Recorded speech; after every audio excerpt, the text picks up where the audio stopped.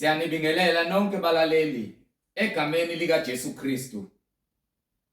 Makube kini umusa nokuthula okuvela kuNkulunkulu Baba wethu naseNkosini yethu uJesu Kristu, owazinikela ngenxa yezono zethu ukuze asophule kulelizwe lamanje elibi ngokwentando kaNkulunkulu uBaba wethu.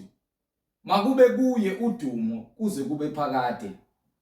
Izwi lenkosi uJesu Kristu leli olilalele njengamanje. Izwi lenkosi uJesu Kristu.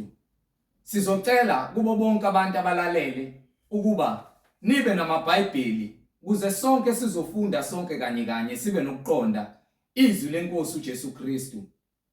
Mungenalo iBhayibheli sizocela ukuba udownloade iBhayibheli kwi-laptop noma kwi-cellphone noma kwi-tablet, kuma-mobile devices, kuma-app stores, kuze sonke sizofunda kanye sibe nokuqonda izwi likaNkulunkulu njengoba lishunyayelwa lifundiswa njengamanje.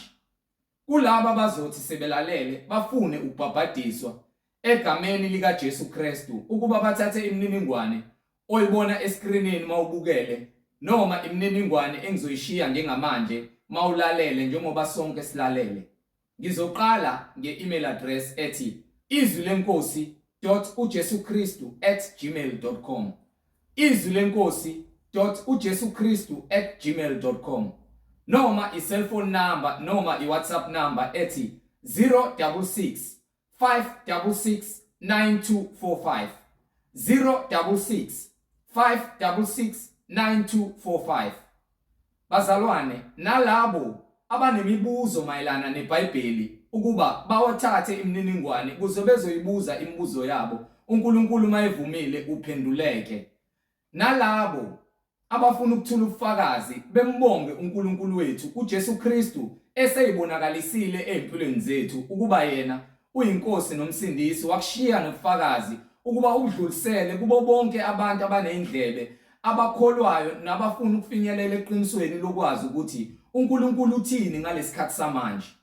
Sheshisa ke uthathe imininingwane njengoba uyibuka eskrinini njengoba sengiyishiyile. Bazalwane, intshumayelo ziyatholakala zonke ku-YouTube lapho ungahlala khona phansi ulalele uphethe iBhayibheli uhlolisise imibhalo njengoba ishunyayelwa nanjengoba ifundiswa. Ku-YouTube uzosubscribe uthi uzosearcha kuqala uthi izwi lenkosi uJesu Kristu. Izwi lenkosi uJesu Kristu. Ungakhohlwa ukusubscribe, ungakhohlwa futhi ukupressa i-notification button kuze uzolithola izwi lenkosi uJesu Kristu ngaso sonke isikhathi mal-uploadwa, kuze uzoyithola i-notification ulithole. Inkosi mayivumile ithinta inhliziyo yakho. Ku-YouTube izwi lenkosi uJesu Kristu. Ungakhohlwa ukuthumela izihlobo zakho nabo bonke abantu obathandayo kuze bafinyelele eklazini iqiniso elipheleleyo njengoba lishunyayezwa lifundiswa. Izwi lenkosi uJesu Kristu. Sizocela bazalwane ukuvula ngomkhuleko simbonge uBaba wethu osezulwini ngalesikhathi samanje nokuthi inhliziyo zethu nemphefumulo yethu izokwazi ukwamukela izwi lakhe eliphilileyo elukukhanya nokuphila ezimpilweni zethu. Baba wethu osezulwini, malingcweliswe igama lakho. Umbuso wakho mawufike, intando yakho mayenziwe emhlabeni njengasezulwini. Usiphe namhla isinkwa sethu semihla ngemihla. Usithethelele amacala ethu, usiphe amandla nokuthethelela bonke abasonayo. Singangeniswa ekulingweni, kodwa Nkosi uJesu usindise kokubi, ngokuba umbuso ungowakho namandla nobukhosi kuze kube phakade. Khazimula Nkosi uJesu. Amen. Bazalwane, igama lami nginguNkanyiso Bright Zulu. Ngihamba nomfowethu uBradley Sebola nomfowethu uMhlengi Zondi ozobe sihola enaba kabanzi ngokwemfihlakalo yembhalo, umoya ongcwele ekhazimuliswa kuzo zonke indlebe namehlo alaleleyo ukufinyelela eklazini iqiniso elipheleleyo elinguJesu Kristu oyinkosi nomsindisi. Siyanibingelela nonke bazalwane nabo bonke abalalele izwi lenkosi. Amen. Siyanibingelela nonke bazalwane egameni lenkosi uJesu Kristu, yena oyinkosi nomsindisi wonke okukhona okudaliweyo kungamandla akhe siloke sithule kona ubufakazi bokuthi munye uNkulunkulu ongenamphelezeli, ongenamhlangabezi, ongenambonisi, uNkulunkulu ozimele owenze konke okudaliweyo ngamandla nangokuhlakanipha kwakhe. Akadingi usizo lamuntu, akadinge lutho kumuntu ngaphandle kokuba umuntu enze intando kaNkulunkulu njengokuba imdalileyo. Wonke umakhi uma akha lento ayakhayo ufuna yenze lento ayakhele yona. Thina ke bantu sakhiwa sasesinikwa intando ukuba sikwazi ukuthi sizithathele isinqumo. Kepha ke uNkulunkulu wamenza umuntu waqonda. Umuntu wayesephuma endleleni yokuqonda, wazifunela amacebo akhe, wazakhela konke okungalungi phambi kamehlo kaNkulunkulu. Namanje uNkulunkulu usasinikile isikhathi nomusa kuyona intukuthelo yakhe ebekelwe labo abangafuni ukuphenduka. uNkulunkulu usabekile isandla sakhe somusa ukuba ke sindise labo abafuna ukuphila. Uma sebelizwile balazi izwi likaNkulunkulu base befuna ukulenza, akekho ophoqiwe, kepha kungamandla kaNkulunkulu ukuthi ulizwe izwi lakhe. And kukuweke umuntu ngamunye ukuba ngabe uyafuna ukulamukela ivangeli noma cha. Kepha lona likhishiwe ngalo zonke ukuba bonke abantu balizwe, bese kuba bona ukuba bayazahlulela ukuba ngabe bafanele yini ukuze embusweni kaNkulunkulu, ukuba ukulunga nokuhamba ngomyalelo kaNkulunkulu kungumbuso. Kusho ukuthi uNkulunkulu uyabusa. Lapho ke busa khona esezulwini, la emhlabeni uyasilungiselela ukuthi sikwazi ukufinyelela embusweni wakhe. Njengamanje siyalungiselelwa. Uma ungaqondi ngokuba ke akukufinyeleli yeqinisweni, uma uzwa uphikisana nalokho ingokuba ke akwambulwanga kuwe, awuholwa umoya oyingcwele. Uma uzibona uhlakaniphile ngamehlo akho, konke lokho kwesikhashana. Ukuhlakanipha kwaNkulunkulu ngeke ukuqede ngokuba kuningi uNkulunkulu akwenzile wena ungakabibikho. Njengokuba wakha umhlaba nezulu, wakusekela kulutho ngamandla akhe ngaphambi kokuba abeke umuntu emhlabeni. Manje ke sinikiwe lesikhathi sokuthi thina njengoba siphumile endleleni kaNkulunkulu kusukela kuAdam kuze kufika kuMoses, uNkulunkulu wayesenikela ngendodana yakhe yona yodwa ukuba izosindisa igcwalise ukulunga nobungcwele bukaNkulunkulu. Into esinikiwe ukuba siphenduke kukho konke ukungcola nokungalungi esikwenzayo. Ukuba uNkulunkulu wayethi lapha kwincwadi kaGenesis chapter 4 from verse 19. Incwadi uGenesis isahluko sesine verse 19. No, give me chapter 3 from verse 19. Incwadi uGenesis isahluko sesithathu verse 19. Sifuna ukuzwa uNkulunkulu ukuthi ngesikhathi eqalekisa umuntu wayathini ngumuntu kusukela ku verse 19 kuze kuyophuma ku24 noma 23. Incwadi uGenesis isahluko sesithathu verse 19. Yes sir. Ngesithukuthuku sobuso bakho. Ngesithukuthuku sobuso bakho ukhuluma noAdam ukuthi ngesithukuthuku sobuso bakho Uyakudla isinkwa sakho. uza kusebenzela ukuthi udle isinkwa sakho. Kufanele indoda isebenze ijuluke ukuze idle. Uze ubuyele emhlabathini. Uze ugcine ubuyele emhlabathini ngokuba ke Lokhu wathathwa kuwo. Ukuba wena ungunhlabathi, akekho ofa nenyama yakhe ayezulwini. Yonke inhlabathi iphindele enhlabathini. Kanjalo yonke inyama efayo, ayikho inyama ezakuhlala emhlabeni ongona phakathi. Ngisho bangakomisa bakubeke ukuthi ungaboli.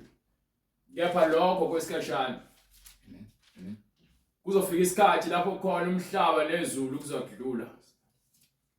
Kuza kudlula ukuthi kuzasha konke okukhona nemisebenzi yena eniyenzayo. Noma ngabe imuphi umsebenzi owenzayo uza kusha. akukhathalelwe ukuthi ubani wakabani. Ngakho ke uNkulunkulu uyasitshela ukuthi sizosebenza sidle izithukuthuku zethu ukuba siyinhlabathi noma suluthuli sikuzomela futhi sibuyele othulweni. Ngokuba ungumhlabathi, uyinhlabathi. Lalela wena sisomuhle nawe bhuto oyichama. Nina enibhizi nikhazimula ngokwenyama, nikhazimulisa inyama nizitshela ngokwenyama. Nonke ninhlabathi.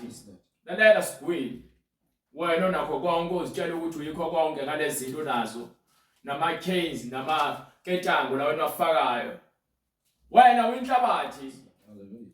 Uza kuphindela enhlabathini. Yes, Lord. Wena mthakathi. Ubhizi uhlukwanisa abantu, uthakatha abantu, uza kubuyela enhlabathini. Wena uzitshela ukuthi ke umuhle.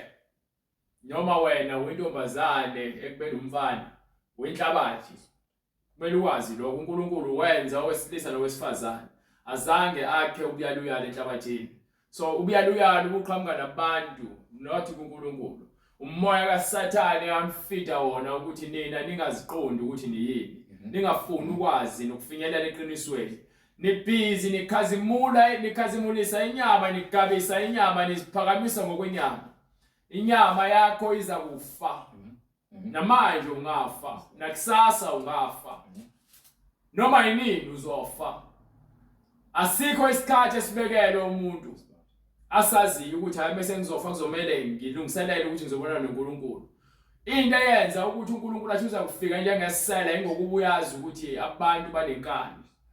Ufuna ukwenza izinto ngendlela yakhe. So ukunika isikhathi nomusa ukuthi ngalesikhathi inyama yakhe isahlangene nophefumulo. Wena ukhethe ukuphila kunokufa. Kepha iningi lethu likhetha ukufa kunokuphila. Ukuba bafuna ukulungiswa. Ukulungiswa bafuna ukulungiswa ngendlela efanele bona enyameni, not ngokukamoya. Abakamoya bahamba ngokuqonda nangokuhlakanipha kamoya ngokuba izwi likaNkulunkulu lingukuphila nokuhlakanipha okuphakade. ngokuba ungumhlabathi kuyakuphenduka umhlabathi. Inhlabathi uza kuphenduka inhlabathi. uAdamu wamqamba umkakhe igama lokuthi uEva. Ngokuba waba ngunina wabo bonke abaphilayo. Yebo. uJehova uNkulunkulu wabenzela uAdamu nomkakhe iziphuku.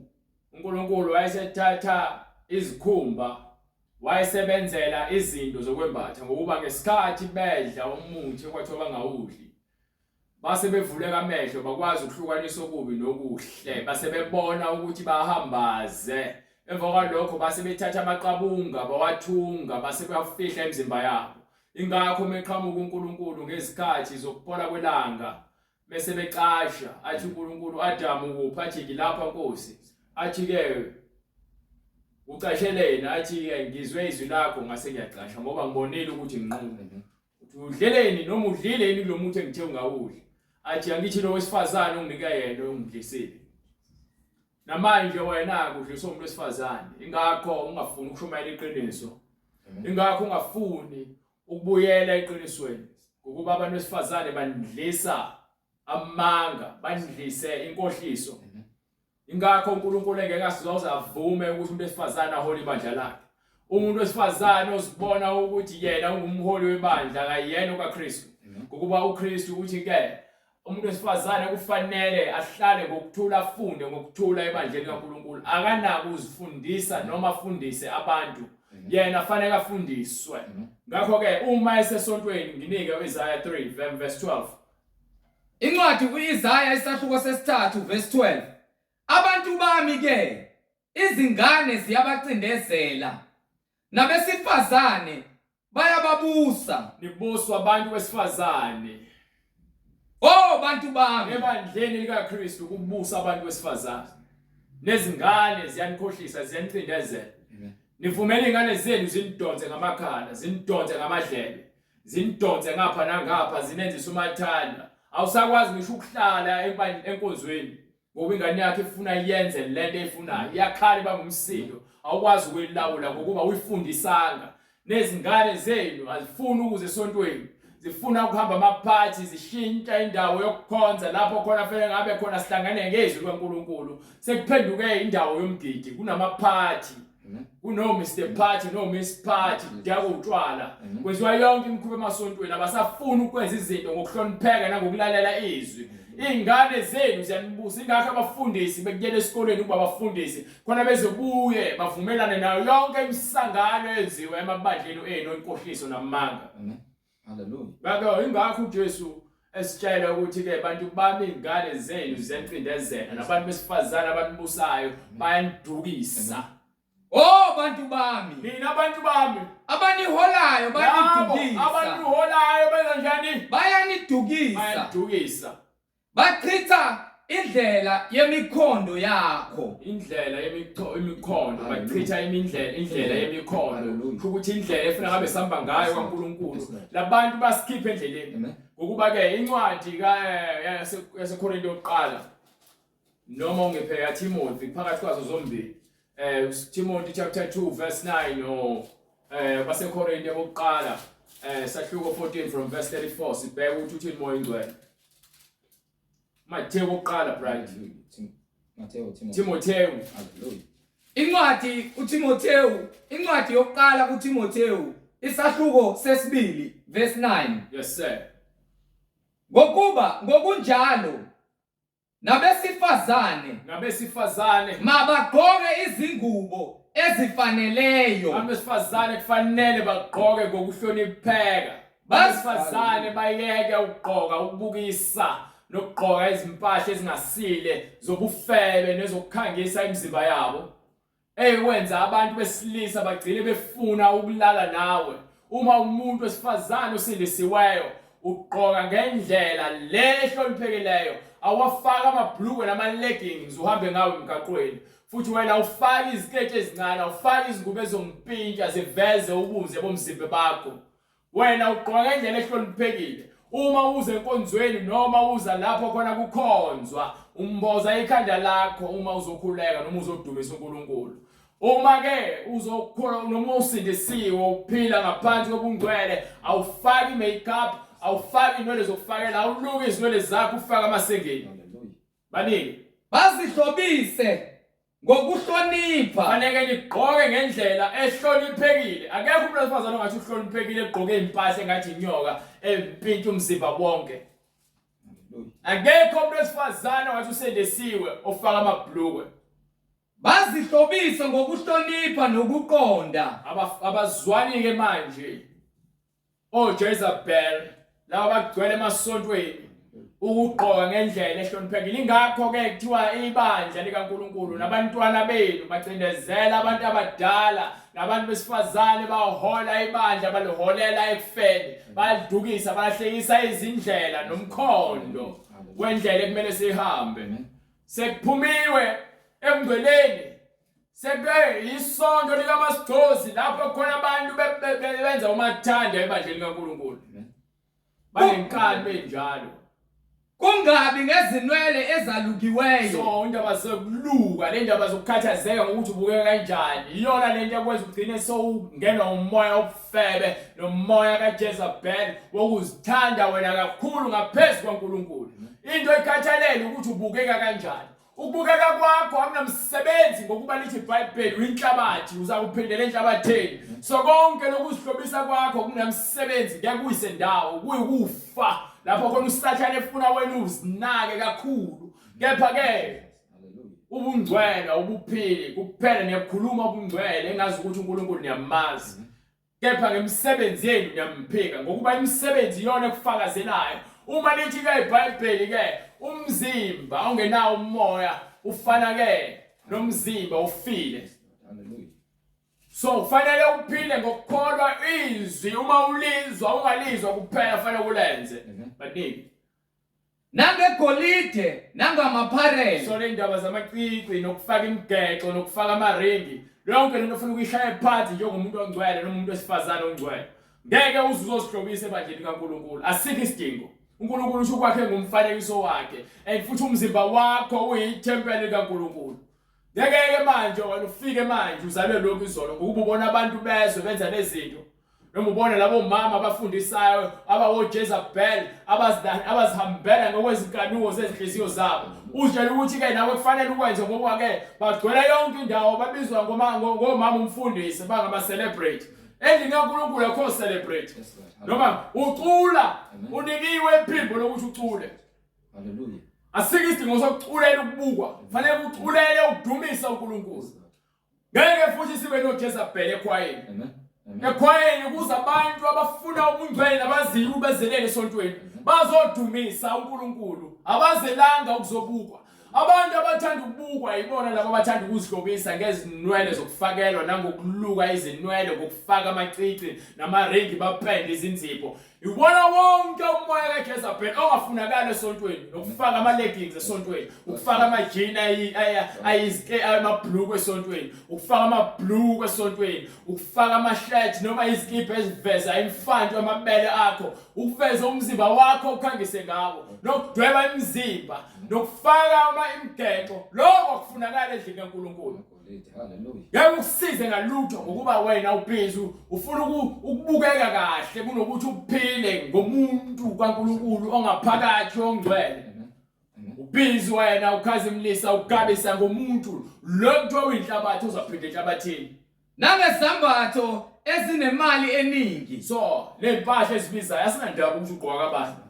Akubalekile ukuthi ugqoka kabani. Ungagqokeli ukubukwa. Ugqokela ukufihla umzimba. Ukuba ke abaningi bantu befuna ukubukwa besebenza izinto ezobakhipha ebungcweleni bafebe ngemizimba yabo bathanda amadoda noma balala nabantu besilisa ngenxa yokuthi bafuna ukuhlobisa imizimba yabo. Ingakho sinoJezebel abazele esontweni ukuzofuna abakhonyana namadoda. Emva kwalokho bese bethola amadoda lawo bese bayatshela ufuneke benzeni bafuna ukufaka izinzipho bafuna ukufaka ubugeko bafuna ukufaka imakeup. Mawuze emgcweleni yonke leyo into yasemhlabeni sala ngaphandle wena uza ngalendlela uNkulunkulu akufuna yiyo noma kuthi ufikile esontweni uyifakile imakeup wathwiza wafaka inkophe lezo zinto ufike uzikhumule ngokuba uNkulunkulu akakudalanga unjalo futhi akakufuni unjalo ukufuna wena khona uyisoni kepha fanele uphenduke. Kepha njengokufanele abesifazane abashoyo ukuthi besaba uNkulunkulu. Ezindaba umuntu wesifazane osaba uNkulunkulu wenza lokho okushiwo uNkulunkulu akenzi lokho okufuna uyena. Bahlobe ngemisebenzi emihle. Imisebenzi emihle. Not umzimba wakho ogqokisayo uhlobisayo omuhle. No. Imisebenzi emihle efakazela ubungcwele. Abe owesifazane makafunde ukuthula nokuthobeka konke ke nabantu besifazana abanemlomo emkhulu engathi amabhakede abahlezi bekhuluma bevuvuzela ngathi amavuvuzela abangemsindo akukho ukuthobeka akukho ukuhlanzeka akukho ukungcwele kugcwele ubufebe noma uJezebel nomsindo bese athi ufuna indoda elungileyo uzoyithola kanjani indoda elungileyo wena ekubeni wena unaso isimilo. Amen.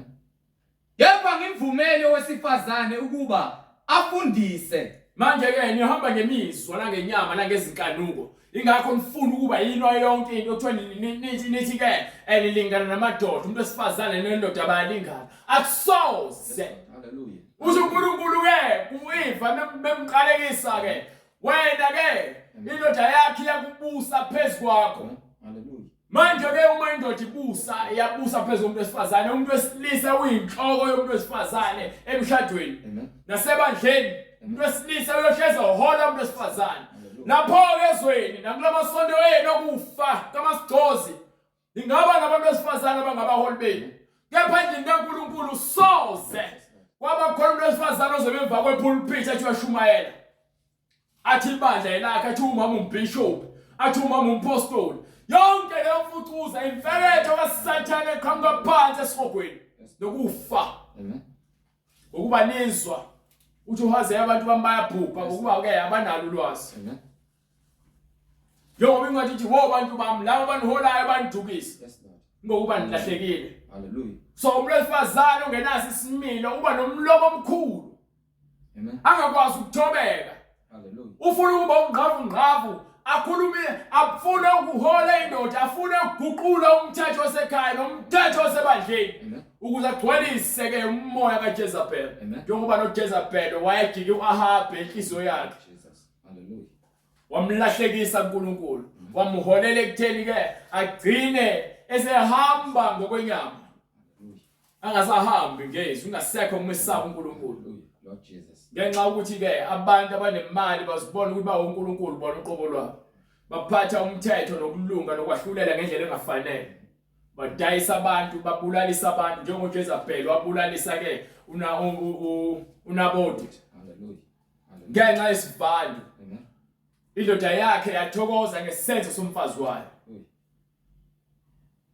khona efuna ukuphenduka ahambe kwendlela kaNkulunkulu umfazi wakhe wayesinengiso kuphela ingakho uma wena usindisiwe windoda esindisiwe ungeke uhambe uyofuna abafazi bangaphandle abangakholwayo ngethemba lokuthi hayi uNkulunkulu uza kumphendula wena uholwa inkanuko zakho wena ukuthi wena uyamfuna lo muntu esifazane mesunaye bese yaqala endlini akukhiphe emngcweleni ngelinye ilanga uyovuka esogweni nakho lokhu uzitshela ukuthi wena uzomshintsha noma uNkulunkulu uzomshintsha umuntu ufanele aphenduke yena uqobo lwakhe bese ke aze kuNkulunkulu ngentando kaNkulunkulu umuntu angaphendukeli wena umuntu ophendukela wena kusasa uzophendukela wena uphendukela wena ukuthi azosindisweni kanjalo lokuphenduka kwakhe buyele emhlale emphakazweni bebuyele odakeni njengenkulume ubuyelela wena ukuthi ke ukushaya ngakho ukuthi wena awuzange umthembe uNkulunkulu wabekezela umuntu wesifazane webekela wena ukuthi eze kuwena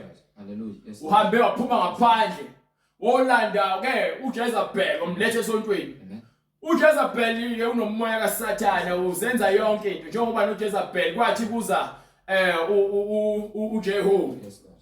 Hallelujah.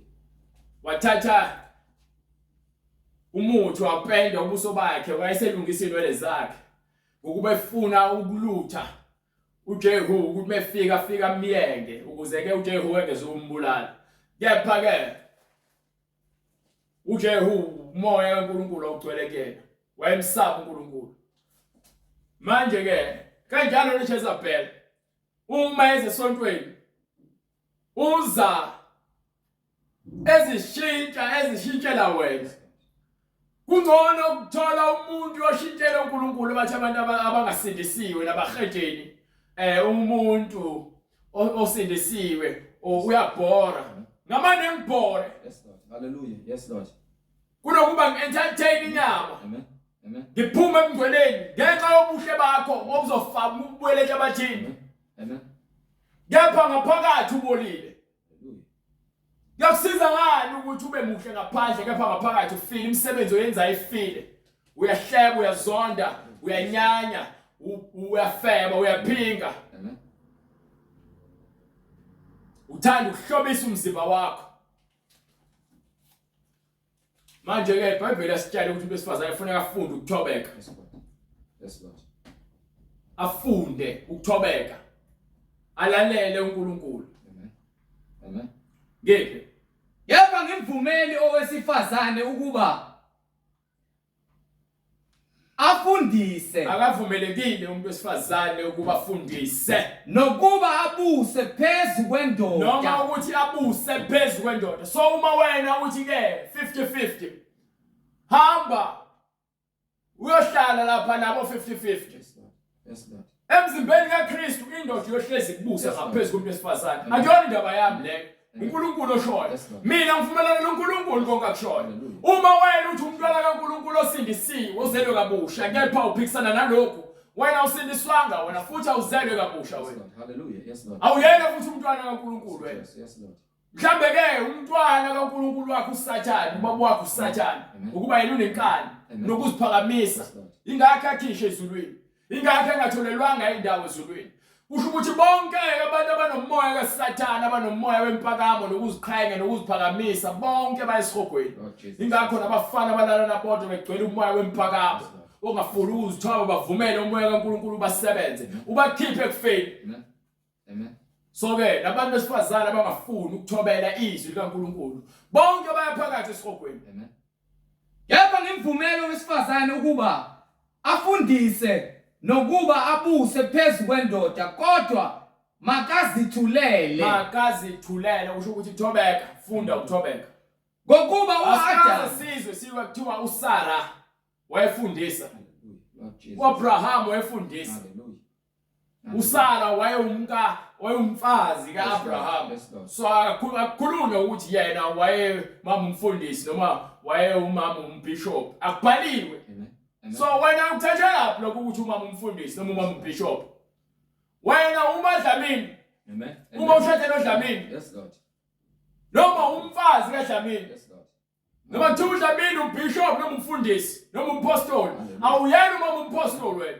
Amen. Hallelujah. uMadlamini, uMamdlamini noma uMamzulu. Yes, Lord. Phela lapho indaba yokuthanda ukuzibeka ngaphezu kwezwi likaNkulunkulu, nifune ukuzenza izinto nihlobe ngokwenyama emsebenzi yenu. Hallelujah. Ingakho mama uMadlamini, mama umprofeti, no mama umfundisi, no mama umpostoli bagcina sebevula amabhizinisi esontweni. Thanda ama-title. Hallelujah. Ngenxa ukuthi kuthiwa hayi uma mfundisi, umkamfundisi, sho umama umfundisi, konke kwenza kufuneka sibasupport. Also Jesus. Sekuvula ibhizinisi esontweni. Hallelujah. Dayiswa ama-chips no sweet nama-scones. Lord Jesus. Abantu abasena ndaba nelizwi, sebenendaba ukuthi kuyadliwa esontweni. Bayakweleta khona la. Amen. Amen. Amen. Baphinde bazonikela futhi ebadleni. Jesus. Ngokuba yini ningogombela kwesabo. Hallelujah Jesus. Hallelujah. Lord Jesus. Nifuna konke kwenzelwe nina. Yes, Lord. Yes, Lord. Abanye ubona ama-video mama umfundisi, abantu besifazane abaluthekile bayabathanda labo mama. Yes, Lord. Yes, Lord. Yes, Lord. Kozini banomoya owodwa. Umoya kaJezebel. Amen. Umoya wenkani. uJezebel wenamaprofeti abaningi bamanga. Hallelujah. Ba-400. Hallelujah. Hallelujah. Ithombe zakho. Hallelujah. Ngakho-ke uNkulunkulu wayemtshelile uJezebel ukuthi uzofisa kwenja, uzakudliwa izinja. Ingakho uJehu wathi mesefika wathi-ke mphoseni phansi, bamphosa phansi, wagijima phezu kwakhe ngehashe wongena endlini.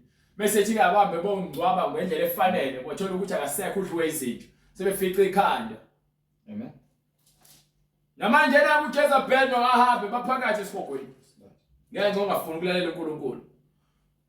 Buyela ngale kwincwadi yaGenesis. Sifuna ukuzwa ukuthi uNkulunkulu wathini kumuntu wesilisa. Hallelujah. Incwadi uGenesis isahluko sesithathu verse 20. Yes sir. uAdamu wamqamba kumkakhe igama lokuthi uEva, ngokuba waba ngunina wabo bonke abaphilayo. Ubona imishado yenu ingaphumeleli. Ingokuba nifuna ukuphatha emshadweni. Nibulawa umoya wempakamo. Imoya abantu abasindisiwe. Yes, Lord.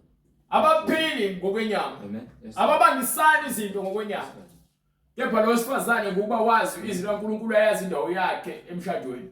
Into eyenza ukuthi imishado yenu lokho nigijima izinkantolo nama-divorce ngokuba yini aniyazi intando kaNkulunkulu, izwi laNkulunkulu alilazi. Abashumayeli ngalo abafundisi. Amen.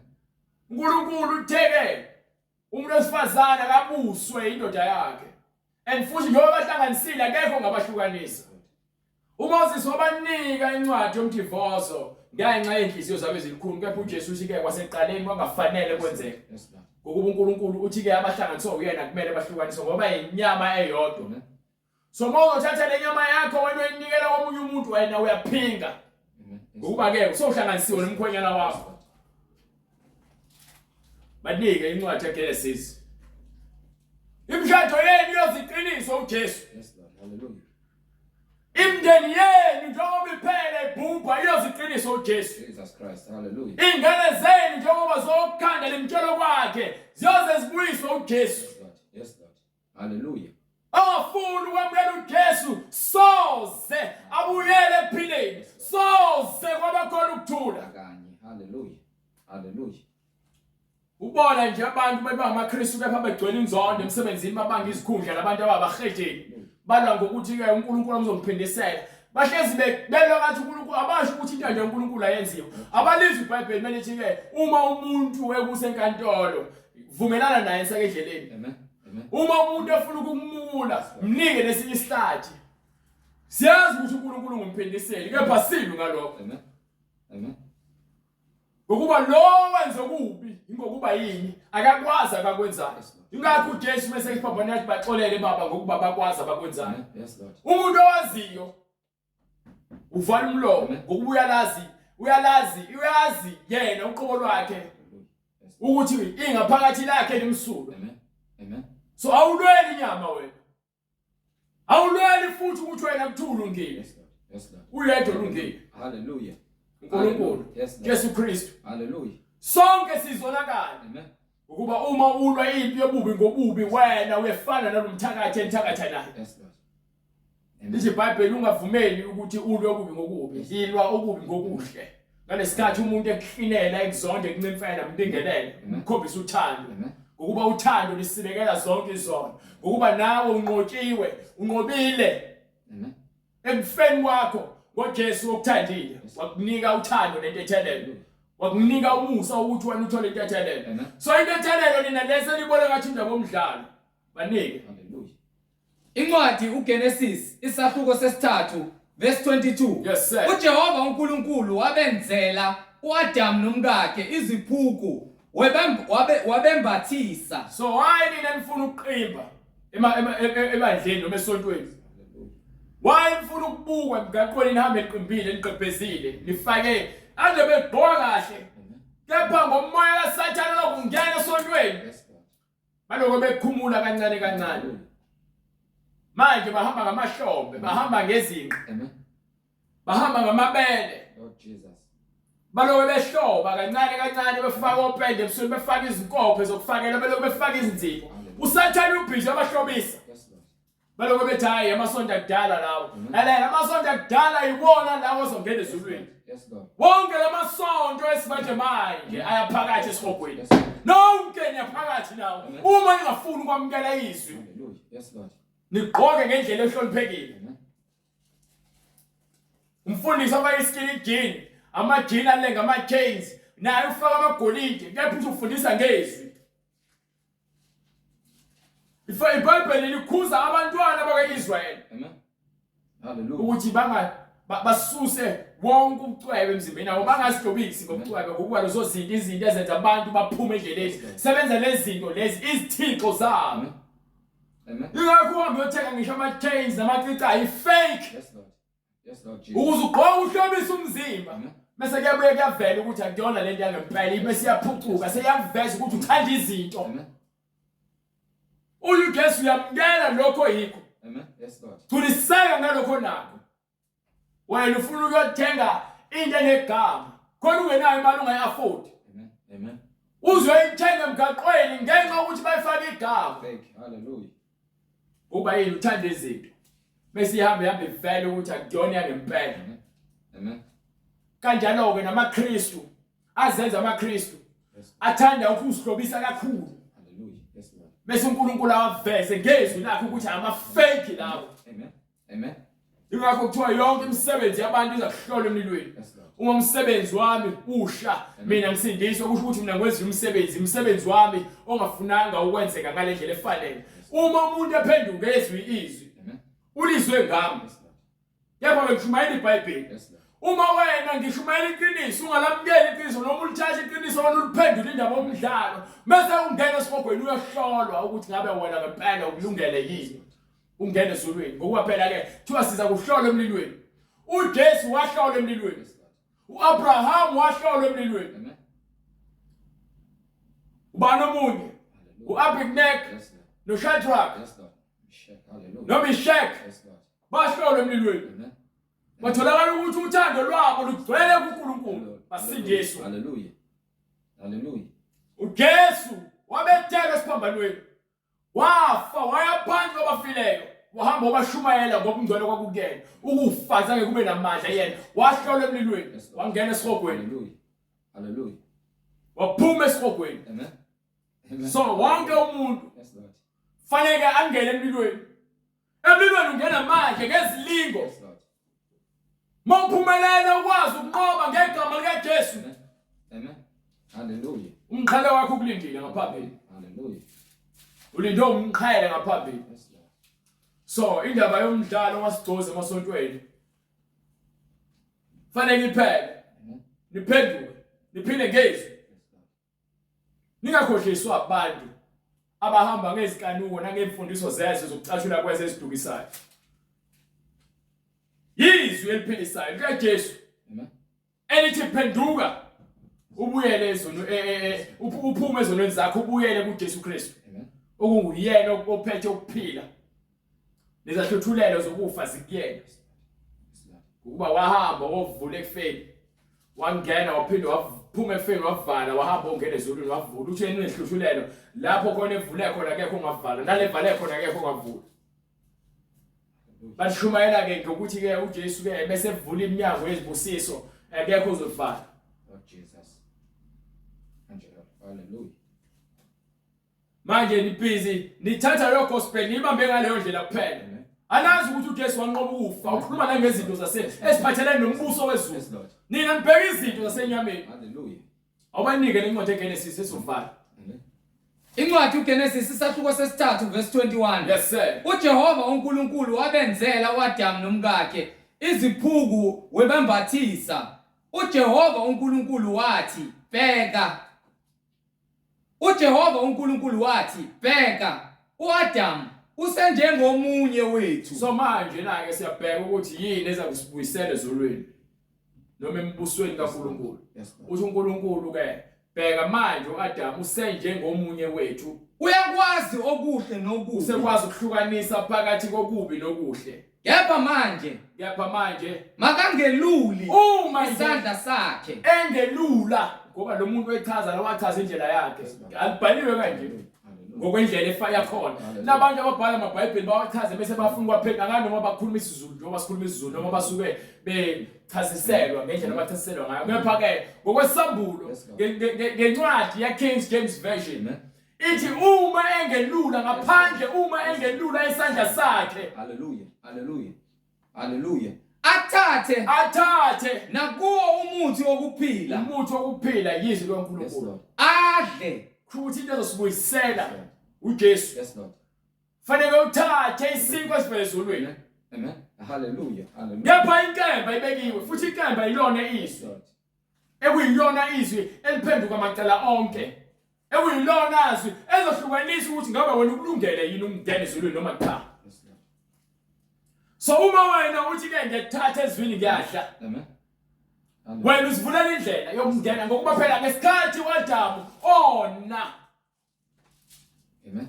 wenza kwanzima ukuthi sikwazi ukuphinde sibhekane noNkulunkulu kepha ngaphambilini kwalokho uAdamu wayekwazi ukubhekana noNkulunkulu akhulume naye face to face Yes, Lord. manje la ke ukona kwakhe kwehlela thina sonke thina abantu abavela emva kwakhe Amen. ingakho ke uMoses mase thiwa kakhe iTabernacle kube khona iveil evalayo ukuthi akekho ozongena ngale esilaleni Yes, somusa Lord. Hallelujah. Hallelujah. kepha ke nizoloku nihlaba izilwane ukuze ngicela into ethelele Amen. kepha bese fika uJesu uyena okwazi ukuthi ke alule isandla sakhe Hallelujah. angene ngale Amen. agcobe uSathane ekhanda lakhe Amen. Amen. so ngesikhathi esebethela uJesu kuthiwa ke kwase kudabuka iveil Yes, Lord. kwavuleka amathuna Amen. Amen. kwazamazama umhlaba kwaqheka amadwala Hallelujah. Hallelujah. ababefileyo ababelele bavuka abangcwele Amen. bayongena emzini ongcwele so uma ngingena emzini ongcwele lo ncwadi kwincwadi yaMathewu sahluko 27 from verse 51 Incwadi ngokuka Mathewu isahluko 27 verse 51. yes sir Bheka ke isiheko sethempeli sadabuka so kabili. manje ke lesiheqo esasibekiwe ngesikhathi sika Moses Amen. esasivimbela abantu ukuthi bangene emngcweleni Hallelujah. ngesikhathi kufa uJesu ngobungcwele bakhe kwasevuleka isiheqo Yes, Lord. uJesu wayesekwazi ukuvula le ndlela thina indlela besingakwazi ukuhamba kuyona Hallelujah. Kusukela phezulu kuze kufike phansi. ukuthi waqeda ke siheqo Amen. Amen. Umhlaba wazamazama. wasekuzamazama yabona izinto zikamoya akuzona izinto zenyama mevuleka isiheqo kusho ukuthi ke ngokukamoya uJesu wangena lapho khona abantu abebengakwazi ukungena Yes, Lord. Yes, Lord. Amadwala aqhekeka. kwasekuqhekeka amadwala Amathuna avuleka. kwasekuvuleka amathuna imizimba eminingi imizimba eminingi yabangcwele ababelele yavuka. izindaba akuvukanga nombani Hallelujah. Hallelujah. angakho uJesu methi kwiselelesi esasinayo Yes, Lord. esiphambanweni sithi ke uze ungikhumbule embusweni wakho athi ke ngiqinisile ngithi namhlanje ngiza kuba nawe Yes, eparadise. Lord. So umefa uJesu Amen. uhamba ethuleni Yes, Lord. Hallelujah. emva kwalokho ayongena esihogweni Amen. ayolandisa shuthulelo zokufa. Amen. Mese kwalokho mesevuka avuke nabanye ababelele Yes, Lord. bayongena eparadise isigebengu naselezi saya eparadise Baphuma emathuneni ngokuba emva kokuvuka saphenduka kwakhe. saphenduka iselelesi Amen. akishezo bavuka emathuneni emva kokuvuka kukaJesu Bangena emzini ongcwele. bake paradise umuzi ongcwele paradise Babonakala kwabaningi. baningi abababona ababekholwa izindaba so uma ungafuna ukulizwa izwi Yes, Lord. ngoba wena mabukwakho usathane Amen. iveyili isakuvalele wena Yes, Lord. Jesus. uJesu wayivula iveyili wena usavalwe iveyili Hallelujah. njengoba nakuMose babengezwa Amen. bephuma bengena Amen. ezonweni Amen. manje ke uJesu uzongena kanye Yes, Lord. emgcweleni Yes, Lord. Jesus. akusekho futhi imhlatshelo esazomela ihlatshwe ngaphandle kwegazi lakhe seliqedile. Yes, Lord. Ngisho ngalabaprofesha abaningi abantu baqhamuka kaNkulunkulu abathi bazibiza ngamadodana kaNkulunkulu bese ngegameni likaJesu Hallelujah. bafuna ukuthatha igama likaJesu uJesu wantshela nje Yes, Lord. Yes, Lord. ukuthi baningi abaprofesha abazovuka egameni labo Hallelujah. Yes, Lord. Amen. bakhohlisa abaningi nigcwele amabandleni oshembe Hallelujah. Bonakaliso. nilandela amagejageja Bonakaliso zamanga. nilandela obhushiri Bonakaliso zamanga. Hallelujah. nilandela bonke labantu laba abanitshela izinto ezingekho hayi thina samaZulu singabantu besintu Lord Jesus. sonke singabantu besintu Amen. Amen. kepha ngeke sihambe ngemfundiso ezosilahlekisa ngokungcwele Hallelujah. ngeke sihambe ngemfundiso sikhonza abantu abangasekho Yes, Lord. ababephila njengathi bafa bangavuka bese siyeke lo muntu okuthiwa wavuka evukela thina Hallelujah. ukuba kuyena kukhona ukuphila okuphakade nokuthula. Amen. Silandela abantu abafa befela ezonweni namhlanje izono zabo zinabe ehayidise Hallelujah. balindele usuku olukhulu lokwahluleka. Yes, Lord. So manje wabona ukuthi uma ngase uAdam alule azange akuthole nethuba lokuthi alule isandla. Hallelujah. Kepha ke mawufunda incwadi yamaRoma ithi lapha yana ke ukuba umuntu oqala okuwukuthi uAdam Amen. wahluleka ukugcwalisa ubungcwele bese kuthi umuntu ogcina okuuJesu no incwadi yaseKorinte sahlo 15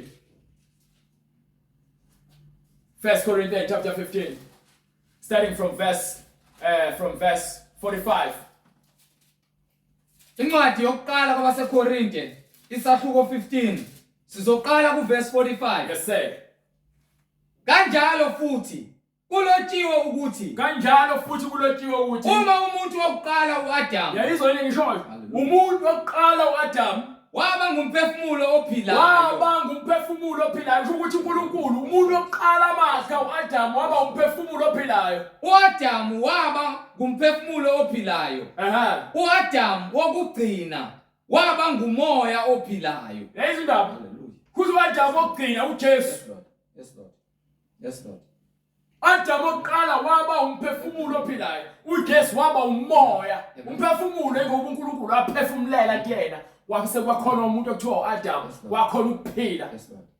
Kepha ke lo muntu lo kamoya ingcwele uqhamuke ezulwini Kepha kokuqala akusikho okomoya kodwa oqala akusigona komoya kusho ukuthi lenyama le akuyona yamoya Yes, Lord. kodwa okwemvelo. yayizindaba ngokuba lento nengikuyona lenyama ivela njengabathini Bese kuba bese kuba ke khona umuntu ovela ezulwini yayizindaba Hallelujah. khona umuntu wasemhlabeni khona umuntu wasezulwini. Amen. Umuntu wokuqala wavela emhlabeni. Lo oqala wavela kuphi Emhlabeni ogcina ongowesihlabathi. yes sir umuntu wesibili uvela ezulwini. Yezindaba. Hallelujah Jesus. Adam oqala wavela enhlabathini. Adam wesibili wavela ezulwini. Manje ke sinemzimba emibili. Khona umzimba osemhlabeni, khona umzimba osezulwini. Zikhetheleke wena ukuthi ufuna umzimba wakuphi. Yezindaba indaba ikwena isezandleni zakho. Zikhethela wena ukuthi ufuna umzimba wakuphi. Njengokuba enjalo oyengowasemhlabathini banjalo nalabo abangabehlabathi. Nanjengokuba enjalo ongowasezulwini banjalo nabo abangabasezulwini. Lalela, ngifuna ukukhombisa ukuthi uthini uJesu kuNicodemus chapter 3. Uyakutshela John chapter 3 Hallelujah. from verse 5. Hallelujah. Incwadi ngokukaJohane isahluko sesithathu ivesi lesihlanu. Yes sir. Waphendula uJesu wathi, ngiqinisile ngithi kuwe, Yebo. uma umuntu engazalwa ngamanzi nangomoya, Yes sir. angengene embusweni kaNkulunkulu. Yebo. Lokhu okuzelwe inyama kuyinyama. Nayo indaba. Apostle Paul wengekho noJesu. Yapho uJesu mambulele. The same thing ayikhuluma la Apostle Paul ukhuluma yona ngani. Ukuthi ke okwenyama kuzelwe inyama. Kepha okamoya kuzelwe umoya. Ukuthi ke wena wenyama uzofa emhlabeni.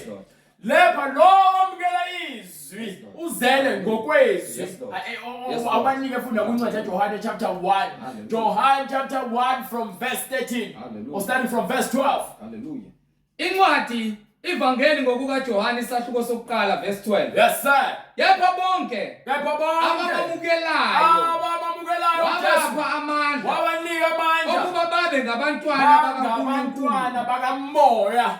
labo abakholwa egameni Labo lakhe, abakholwa ezwini lakhe. abangazalwanga ngagazi Abazalwanga ngokwegazi. nantando yenyama. So ngicela ukuthi ke ayikho into engishoyo kepha bonke abantu abenoJesu bakhuluma into efanayo. Nabo bonke abantu ababenesibonakaliso sikaJesu bakhuluma into efanayo. Uzongitshela ukuthi wena ke sinemzimba semhlabeni uma sifa kuphela la emhlabeni noma uma ufa lo mphefumulo wakho uyongena komunye umuntu wakini. Ukufa lokho usathana namabibane lo. Hallelujah.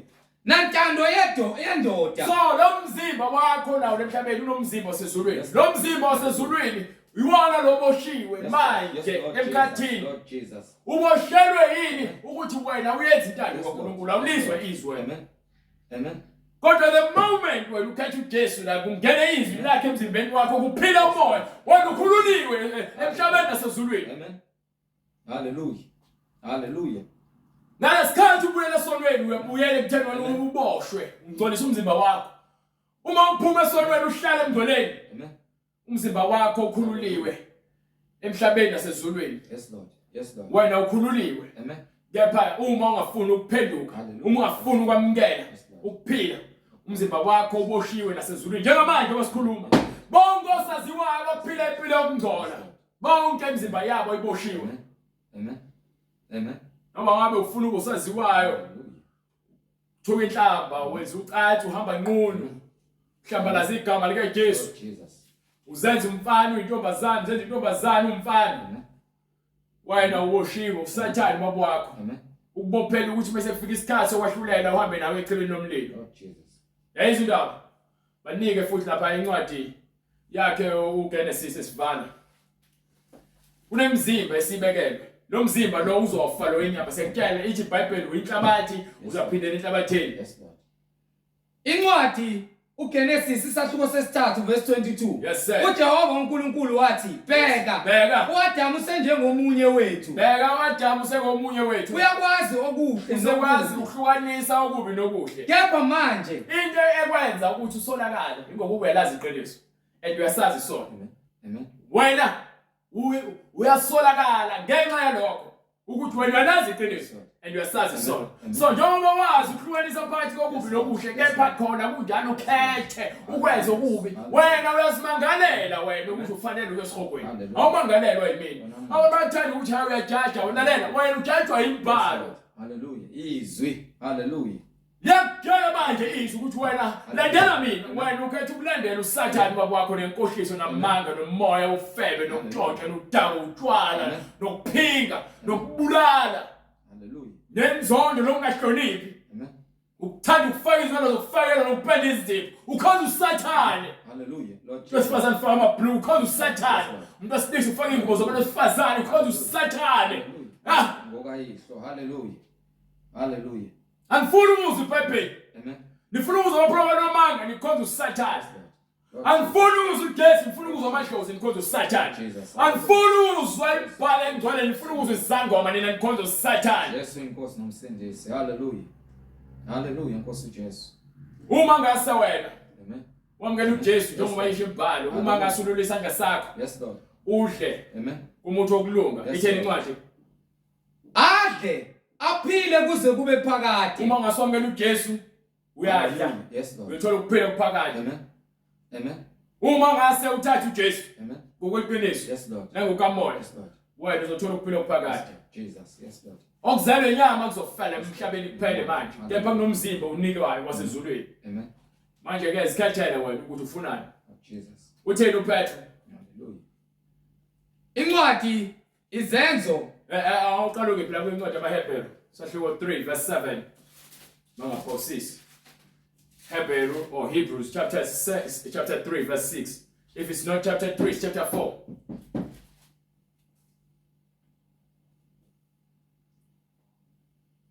incwadi kumaHebheru isahluko 3 sesithathu verse 6. yes sir Kepha uKristu uthembekile njengendodana phezu kwendlu yakhe. yes sir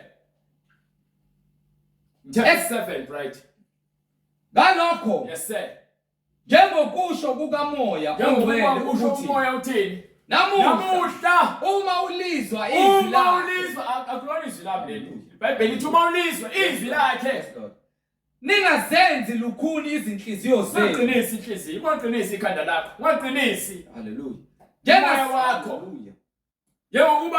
njengasekucunuleni njengokuba ke bamcunula ngosuku lokulingwa isikhathi ehlane bolingwa ehlali bona bavumela izilingo kube zibabuse lapho oyihlo lapho khona oyihlo bangilinga bangelinga bengihlola bengehlola Noma bebona. uNkulunkulu akalingwa Hallelujah. Jesu usho njalo entabeni ngesikhathi usathane ethi ke uma ngase uguqela kumina ngizakunika konke lokho athi uNkulunkulu akalingwa Amen. uNkulunkulu akalingwa Amen. so uma ulingwa wena ulingwa uNkulunkulu Yes, Lord. ngoba kusathane uyakulinga ufuna ukuthi uwele kuyena uhlale kuyena Amen. uma ke uhlolwa uNkulunkulu uvumela usathane ukuthi akulinge fanele uhlolwe phela ukuba wena ukulungelele ukuwela kuNkulunkulu Amen. noma ukulungelele ukuphila umngcwele Amen. ukuba abaningi bathi baphila umngcwele egcineni bafuna ukuthi bawele ezonweni ngamabomu Hallelujah. banike Christ Yes, Lord. lapho oyihlo bangilinga bengihlola yes sir noma bebona imisebenzi yami Noma bebona. iminyaka engamashumi amane umsebenzi kaNkulunkulu Jesus. isikhathi esingaka Hallelujah. Manje sinobufakazi. Sithethelele. Hallelujah. nofakazi ibona obusimangalelayo ukuthi hayibo abantu abangaphambilini bakhona into eyenza ukuthi ungafuni ukukholwa ngokuba ubanjwe imisebenzi yenyama Lord Jesus. uma sevumile uNkulunkulu ukuthi wena usindiso uzolizwa izwi lakhe lapho kwamanje ngisho ungalizwa ngokuba yini vele ivala amehlo akakuqhekezeki kwena ingakho usabambekile Hallelujah. bese fikile uJesu wayidabula iveli webe songena emgcweleni Amen. ngentando yakhe hayi ngamandla ami so uma ke uphendukeni mina uphendulwa futhi mina uphendulwa izwi olizwayo Hallelujah. so ingakho iBhayibheli lithi namuhla uma nilizwa izwi lakhe Yes, Lord. ningenzi inhliziyo zenu ukuthi zibe likhulu Amen. vile kumele bayenze abanike incwadi zethu Lord Jesus. sahluko 2 verse 38 Lord Jesus. Lord Jesus. yini kumele bayenze Hallelujah. uma belizwa izwi lakhe uma iBhayibheli likhuza lithi ungathi uma ulizwa izwi lakhe uqinise inhliziyo yakho kepha ke ithobise uyithambise inhliziyo yakho Amen. ha Hallelujah. manike utheni uPetro incwadi izenzo isahluko sesibili verse 38. yes sir uPetru wayesethi uPetro wayesethi phendukani yiloyo naloyo abhabhatizwe yilowo nalowo ufuna umuntu ophendukayo faneke ayizwa ukubhaliwe la le verse esikhuluma ngalo ibhalwe la Yes, Lord. ithi incwadi ke phendukani yilowo nalowo abhabhathiswe egameni likaJesu Kristu kukho kuthethelelwa kwezono zenu. elela abantu bathi yini ihlalo hlezi menishumayelana attack abantu besifazane iBhayibheli lisho njalo Amen. lithi ke umuntu besifazane yena uyakhohlisa Yes, Lord. so manje vele namanje usathana usakhohlisa nini Yes, Lord. ingakho enikhiphise zesu Amen. Lord Jesus. ingakho efuna ukuthi anithathise amadoda ngamabeli Amen. Lord Jesus. ingakho ethi kunina abantu besifazane nina nabantu besilisa Amen. Lord Jesus. Ingakho ethi gqokana amabhlukwe. Lord Jesus. Ingakho ethi bhemana ugwayi ntango utwala niphelelwe emndenini. Hallelujah. Hallelujah. Ingakho esihlela imndeni nihambe niyojova. Phendukani uSathane. Phendukani. Uyazi ukuthi umuntu wesifazane uyivesele imthaka ingakho efuna ukukushaya phansi. Uyazi menqa umuntu wesifazane ke useqedile. Lord Jesus. Ukuba izwe lizobonakala njengoba lonakala. Angithi ko TV veza umuntu wesifazane abanqunu. Amen. Yaveza umuntu enqunu. Amadoda enqunu lawa ayitabana avezwayo kakhulu. Amen. Amen. Phendukani. So uma uhleza solweni unqunu. Yes, Lord. Yes, Lord Jesus. Banike Lord brother. Jesus. Phendukani. So into kumele uyenze ukuphenduka. Yiloyo naloyo abhaphathizwe. Uma ungalizwe iBhayibheli noma usabona ukuthi iBhayibheli lisexist noma liyabandlulula licosa abantu besifazane ngokuba uSathane baba wakho. Amen. Umuntu ono Jesu uyazi ukuthi uNkulunkulu ulungisa yena ukulungiselela umzimba wasezulwini. Wena ubhizi ukhathazeka ngento yasenyameni wena ufuna ukulingana nayo yonke into oyibonayo. Isidili ufuna ukulingana noJesu. Hallelujah. Hallelujah. Ayathe ngikhuluma noJesu noma uBra Jesus. Lord Jesus. Uthi uJesu ke funeka senze ukuthi nokuthi uqamba amanga uqambela uJesu amanga into angaze ayisho. Amen. Awufundisi into ebhalwe phansi eBhayibhelini. Ingakho iBhayibheli isho abaqaphelela abaprofeti bamanga bakhulumise ungakaze ngize ngibathume lo. Jesus. Bakhuluma inhliziyo zabo nezinkanuko zabo. One guy. Basobhani. Hallelujah. Siyanxwayisa Yes, Lord. abaprofeti Yes, bamanga. Lord. Akekho umuntu ongakhuluma into ephambene nezwi Yes, athi ushuye uJesu. Amen. Akekho noyedwa. Sabo Jehova. Hallelujah. Gcina emnyanelo yakhe Lord ukuba Jesus. lokho kungumsebenzi wabantu bonke ngokuba igcine nizawahlulela konke okukhona. Phendukani. Phendukani. Yiloyo naloyo Fanele abhaphathizwe. sonke sibhabhathezwe Egameni likaJesu Kristu. egameni likaJesu Kristu. Kukho kuthethelelwa kwezono zenu. Sithelelwe amacala ethu esiwenzileyo. Khona niyakwamukeliswa. Ke sinikwe samkeliswe. Isiphiwo sikamoya ongcwele. Lo mzimba sezulwini kumele wamukeliswe. Umoya engcwele lekhona ngawo. iBhayibheli lisimple. Amen. Amen. Kepha uma ke wambulela. Yes, God. Kuba nzima uma ungakazi wambulela. Akudingi nokuthi ke uze ulungiselele ukuthi uzothini. Umoya engcwele uthi uyakunika lokho kumele ukusho bese emva kwalokho uyakhuluma lokho akukhombisa kona. Hayi futhi umsaba ngokuba yini aqhamuki kuwena. Amen. Lokunika kona ukuthi ukusho ngokuba uthembekile nawe uyamethemba ingakho ukukhuluma ngokukhululeka. Ukuba ke siyasaba ngaba simthemba uJesu. Sekuthi bonke bayongiphika nami ngiyobaphika. Unakho ukuphila. Hallelujah. So uma wena sovumile izwi ufuna ukubhabhadiswa egameni likaJesu Kristu. Uzobe sosithini kule mininingwane oyibonayo ku screen. Yes, Lord. Ukuze sikwazi ukuthi sifinyelele kuwena sikubhabhadise egameni likaJesu Kristu kukho ukuthethelela kwezono zakho Amen. ukuze wamukeliswe isiphiwo sikamoya engcwele ngokuba lesithembiso ngesakhe sabantwana benu esabo bonke abakude bonke inkosi uNkulunkulu wethu yakubabiza. Hallelujah. Manje ke isona sikhathi leso ukuthi ulizwe izwi lenze ungezwe izwi bese emva kwalokho uzikhohlisa ukuthi hayi lenze manje ngokuba wazi ofanele. Zisindiseni kulesizukulwane esiphambeneyo. Wena uzokusindisa ngeke usindiswe yimina.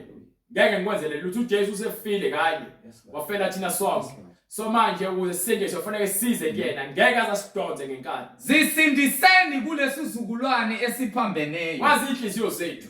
Uyazazi inhliziyo ezomamukela. Ingakho lezi silishumayela kanje ngokuba ke siyalifafaza lifana nembewu. Yes, Lord. Uma lifika lapha enhlabathini emvundile lizokhipha izithelo ezifanele. Lezo hlahla ezingafuni ukukhipha izithelo ezifanele ezoshawa phansi zifake emlilweni ngokuba izembe libekiwe empandeni. Ngakho ke yilawo nalowo wamukela ivangeli ngomusa nangothando sithi uNkulunkulu akusize akuqinise okholweni kwenze indlela yokuthi ufinyelele ekutheni ubhabhadiswe egameni likaJesu Kristu.